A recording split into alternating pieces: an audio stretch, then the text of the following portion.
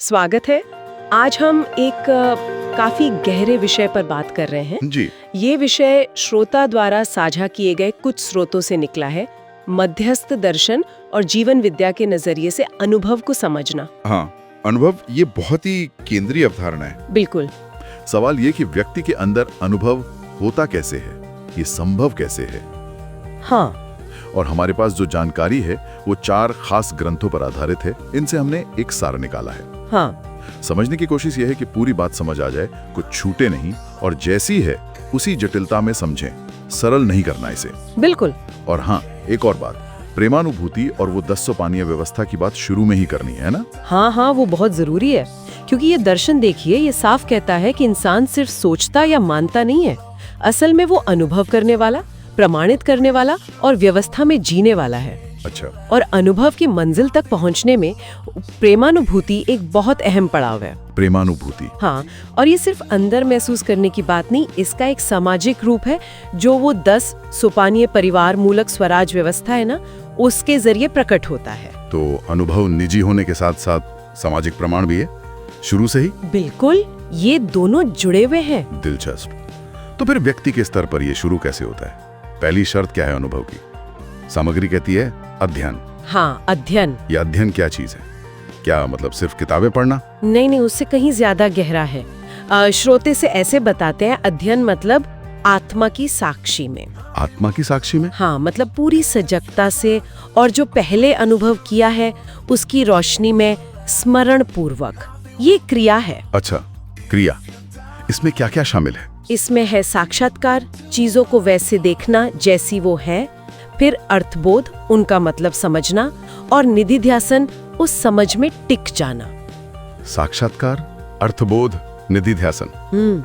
और इसमें एक प्रक्रिया भी है, मनन यानी सोचना, विचारना, और एक प्रयास है श्रवण यानी ध्यान से सुनना, ग्रहण करना। तो अध्ययन काफी सक्रिय चीज है, अंदरूनी तौर पर। समझ गया। तो ये एक तरह की गहरी खोज है अपने ही साक्षी में। अच्छा, तो अध्ययन के बाद अनुभव तक पहुंचने का रास्ता क्या है? क्या ये अचानक हो जाता है? नहीं, अचानक नहीं।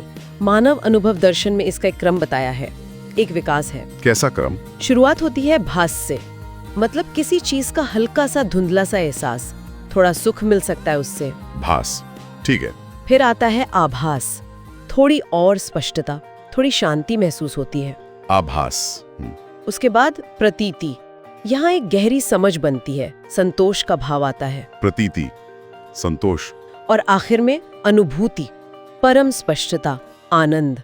ये पूरी यात्रा मन, वृत्ति, चित्त, बुद्धि से होते हुए आत्मा तक जाती है। हर कदम पर चीजें और साफ होती जाती हैं। वाह, तो ये एक पूरी आंतरिक यात्रा है। भास, आभास, प्रतीति और फिर अनुभूति, आनंद तक। और इस यात्रा का तरीका कैसे चलते हैं इस पर? हाँ, तरीका भी बताया है। मानव अभ्यास दर्शन में जिक्र है इसका। मार्ग है श्रवण, मनन, निधिध्यासन। श्रवण, मनन, निधिध्यासन, ये हमने अध्ययन में भी सुने थे। हाँ, पर यहाँ अभ्यास के मार्ग के तौर पर है। श्रवण मतलब सिर्फ सुनना नहीं, पूरी तरह धारण करना, ग्रहण करना, धारणा। फिर मनन यानी उस पर गहरा विचार, निष्ठा के साथ ध्यान लगाकर। निष्ठा और ध्यान। और फिर निधिध्यासन मतलब उस समझ में सहज रूप से स्थित हो जाना, एक सहज निष्ठा, सहज समाधि की तरह। और यही स्थिति भ्रम से मुक्ति दिलाती है। ठीक है, तो अध्ययन से शुरू किया, भास, आभास, प्रतीति से गुजरे, अनुभूति तक पहुंचे, श्रवण, मनन, निधिध्यासन के रास्ते से। लेकिन यहाँ वो सवाल फिर आता है जो आपने शुरू में उठाया था। हाँ, क्या ये सब अकेले में हो सकता है? क्या मेरा अनुभव बस मेरा ही है, अंदरूनी? नहीं, और यही इस दर्शन की सबसे महत्वपूर्ण बात है। चारों ग्रंथ इस पर बहुत स्पष्ट हैं। अच्छा, क्या कहते हैं? वो कहते हैं कि अनुभव सिर्फ महसूस कर लेना काफी नहीं है, उसे प्रमाण बनना होता है। प्रमाण मतलब सबूत? हाँ, एक तरह से प्रमाण तब बनता है जब वो ज्ञान, वो अनुभव आपके व्यवहार में झलके, आपके कर्म में यानी प्रयोग में और आपके आचरण में उतरे, जब आप उसे जीते हैं। मतलब सिर्फ अंदर समझ लेना काफी नहीं, बाहर जीना भी जरूरी है। बिल्कुल। मानव अभ्यास दर्शन साफ कहता है कि अकेले इंसान में सार्थकता सिद्ध नहीं होती, समाज और पूरी व्यवस्था के साथ जुड़कर ही अनुभव प्रमाणित होता है। अच्छा। और वो जो प्रेमानुभूति की बात हमने की थी ना, हाँ, वो इसी प्रमाणित अनुभव का एहसास है। उसका भावनात्मक पहलू, और 10 सोपानीय व्यवस्था उसका सामाजिक ढांचा है, जहां यह प्रमाण दिखता है। अनुभव का असली नतीजा, उसका फल एक अखंड समाज है। तो मतलब ये हुआ कि आंतरिक स्पष्टता, वो अनुभूति जरूरी है, लेकिन वो अपने आप में पूर्ण अनुभव या प्रमाण तब तक नहीं है। हाँ, जब तक वो हमारे रिश्तों में, हमारे काम में, हमारे जीने के तरीके में न दिखे। और प्रेमानुभूति और 10 सोपान इसी बाहरी प्रमाण के संकेत हैं। आपने एकदम सही पकड़ा। सार यही है, व्यक्ति में अनुभव तभी पूरा होता है जब ज्ञान सिर्फ दिमाग में न रहे, आचरण बन जाए।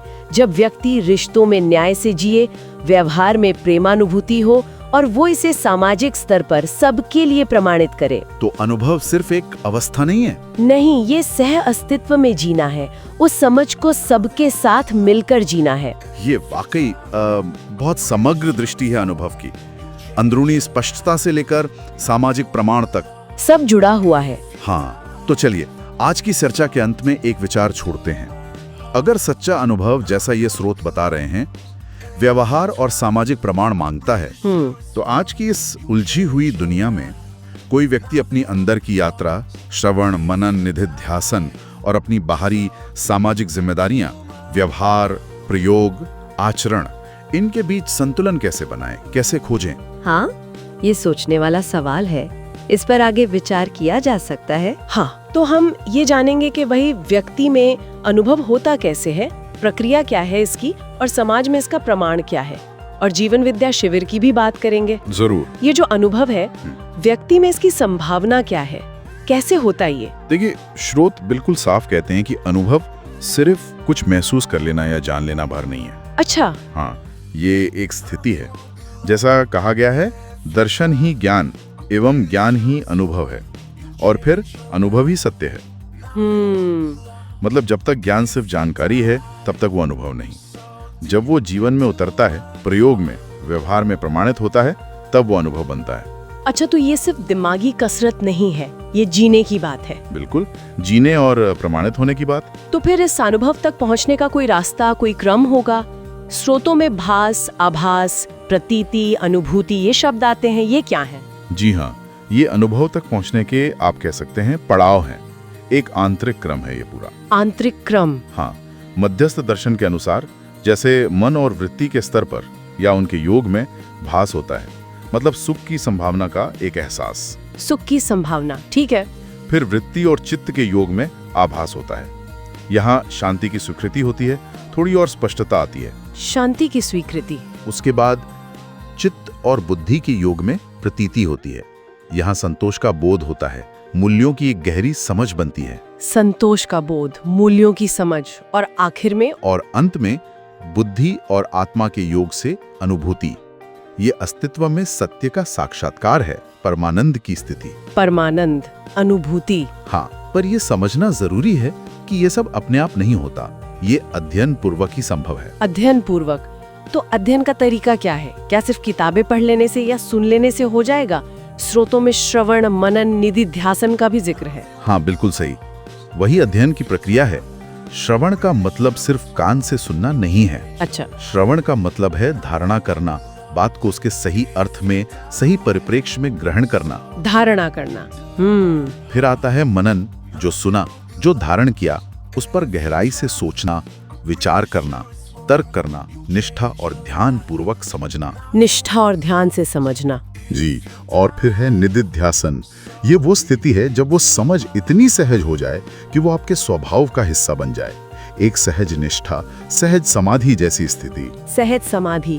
तो ये तीनों मिलकर ज्ञान को अनुभव में बदलते हैं। हाँ, यही वो प्रक्रिया है जो ज्ञान को अनुभव तक ले जाती है। श्रवण, मनन और निधिध्यासन। यहाँ एक बहुत महत्वपूर्ण सवाल मेरे मन में आ रहा है। पूछिए। ये जो अनुभव है, ये अनुभूति, क्या ये पूरी तरह से एक व्यक्तिगत चीज है? मतलब मुझे अनुभव हो गया बस, या इसका कोई सामाजिक पहलू भी है? स्रोत प्रमाण की बात करते हैं। ये बहुत ही महत्वपूर्ण बिंदु है और मध्यस्थ दर्शन इस पर बहुत स्पष्ट है। क्या कहता है दर्शन? दर्शन कहता है कि अनुभव व्यक्तिगत होते हुए भी अकेले व्यक्ति तक सीमित नहीं रह सकता। उसकी सार्थकता अकेले में नहीं है। अकेले में नहीं है? नहीं, जैसा कहा गया है, अकेले मानव में से के लिए सार्थकता सिद्ध नहीं होती। अनुभव सार्थक तभी होता है जब वो समाज में व्यवस्था में प्रमाणित हो। समाज और व्यवस्था में प्रमाणित हो कैसे? प्रयोग से, व्यवहार से, आचरण से।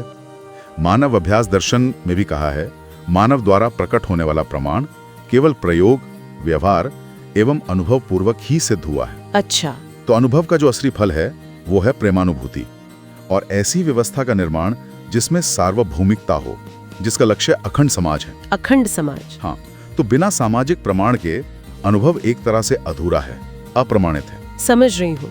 तो अगर अनुभव को जीना है, समाज में प्रमाणित करना है, तो इस पूरी गहरी समझ को व्यवहारिक रूप से जीने का, परखने का क्या तरीका है? वो जीवन विद्या शिविर का जिक्र था स्रोतों में। जी हाँ, जीवन विद्या अध्ययन शिविर इसी मध्यस्थ दर्शन पर आधारित है। इसके प्रणेता श्री ए नागराज जी हैं। अच्छा। ये शिविर आप कह सकते हैं एक व्यवहारिक मंच है, एक अवसर है जहाँ इस पूरी समझ को ठीक से सुना जा सकता है, समझा जा सकता है और जीने का अभ्यास शुरू किया जा सकता है। तो ये किसके लिए है शिविर? ये सभी के लिए है, जो भी जीवन में स्पष्टता चाहते हैं, रिश्तों में संतुलन चाहते हैं, समाज में समाधान की तलाश में है। छात्र, अभिभावक, पेशेवर, कोई भी। अच्छा, तो ये कहाँ होते हैं और कैसे कोई इसमें भाग ले सकता है? कुछ जानकारी दे सकते हैं? जी, ये शिविर मुख्य रूप से अभ्युदय संस्थान अछोटी, जिला दुर्ग, छत्तीसगढ़ में आयोजित होते हैं। छत्तीसगढ़ में? हाँ, और सबसे अच्छी बात यह है कि वहाँ आवास और जो शिक्षण है वो निःशुल्क रहता है। केवल भोजन के लिए एक छोटा सा योगदान होता है, शायद 150 रुपए प्रतिदिन। अच्छा, ये तो बहुत बढ़िया है। जी, लगभग 50-60 लोगों के रहने की व्यवस्था होती है और पहुंचने के लिए रायपुर सबसे नजदीकी रेलवे स्टेशन और एयरपोर्ट है। ठीक है। और अगर किसी को संपर्क करना हो, जानकारी लेनी हो शिविरों के बारे में? हाँ, उसके लिए नंबर है, चंद्रशेखर भैया हैं, उनका नंबर है 9893025307। 9893025307 जी 25307। जी, और मंजीत भैया हैं 9301359227। इन नंबरों पे कॉल या व्हाट्सएप करके जानकारी ले सकते हैं। 9301359227। ठीक है। वो लोग आगे के शिविरों की जानकारी और व्हाट्सएप ग्रुप्स वगैरह के लिंक्स भी दे सकते हैं। बहुत उपयोगी जानकारी है ये। तो अगर हम आज की पूरी बातचीत का एक सार निकालें, हाँ। तो अनुभव एक गहरी आंतरिक यात्रा है, भास से शुरू होकर अनुभूति तक पहुंचती है। सही।